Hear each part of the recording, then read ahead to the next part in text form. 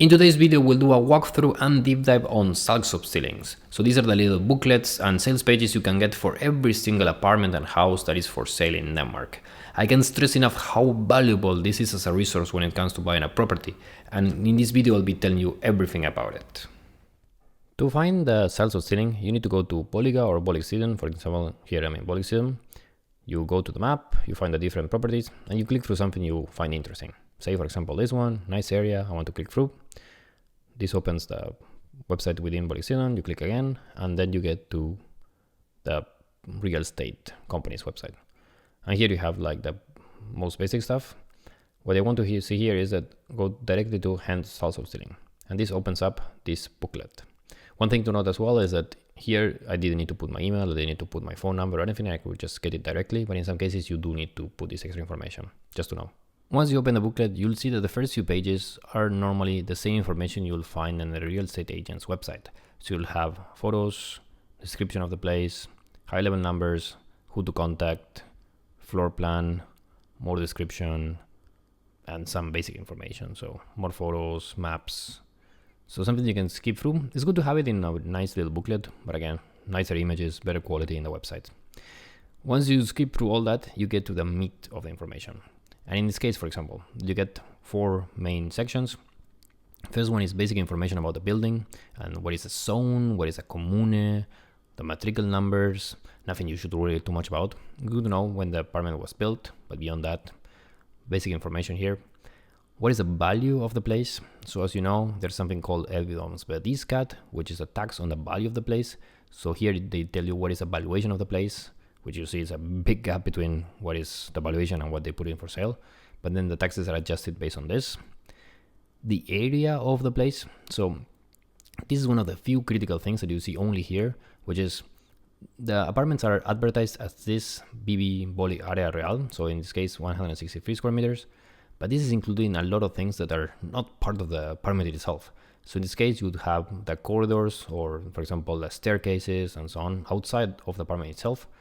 And this one, Tinglus area real, that's how much is the actual square meters of the specific place without all these, fake square meters. So super important to know that if you were thinking that this was 163, no, it's 147. Depending on the building, this gap will be higher or lower.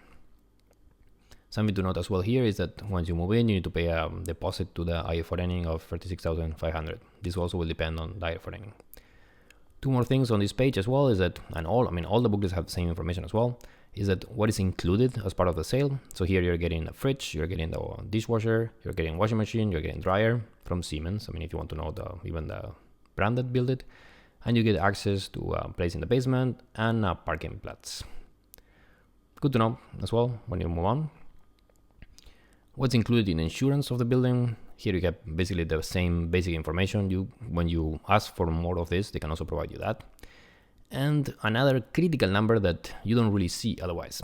This gives you how much this specific apartment had as cost in terms of heating and water per year. So for example, for the measurements of 2021, this person was spending 13,000 per year on heating and 3,600 on water. These are not part of the IRUT gifts. So for example, when you want to do your calculations of how much the place would cost, you need to add all the IRUT gift costs, all the mortgages, and this normally. Have some more information here, but nothing super relevant. Moving forward, you see the IRUT gift. More on this in my video, just linked above. But here you can see it broken down. So how much is this apartment paying as ejendomsskatt? How much as ejendomsværdiskatt? How much is a payment to IFRNing? It's good to have it broken down. Here you see that most of the cost is to IFRNing itself. And if the taxes go up, okay, this is not going to impact the IRUT gift as much as, for example, increase in the cost of the IFRNing. Just good to know. Here as well you see how much you need to pay as a fee to the government once you buy the place. And these are all information of different loans you can get and how you finance it. They just need to add this because of laws, but nothing too relevant over here. And when you move to the last page, this is where you can actually see something also very valuable as well, which is what loans does a specific apartment have. So this person has 2 loans. You can see here for 5.8 and then for 600,000. And 2 things that you can know by knowing the loans is that first, it can help you plan your negotiations. So if this person, I mean, you basically, by knowing this and knowing how much it would cost them to service the apartment and service the mortgages, you can see how much it costs to have, for example, if the apartment is empty, how much it costs the owner to have the apartment empty, and use that in your negotiation. But also, one thing that is unique to Denmark as well, as far as I know, is that when you move in, if you find these loans good or if you find them interesting, you can take them over.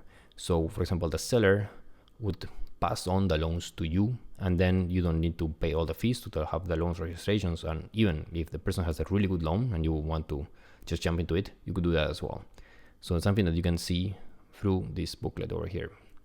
One thing that this apartment doesn't have, but something other apartments have as well, is that if there's any specific project for the building itself that you need to know, for example, if they're doing a balcony, or if they're doing, for example, changing some, in one of the buildings I was looking back in the day, was changing all the windows, that costs money.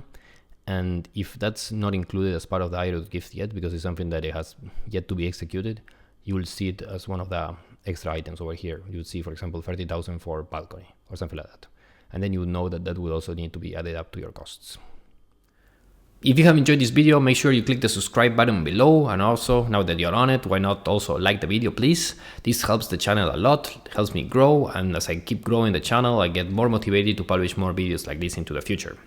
With that, thanks for being here, much appreciated. I love your attention, I love you to have you here, and why not, next time, watch this video over here. With that, all the best, thanks.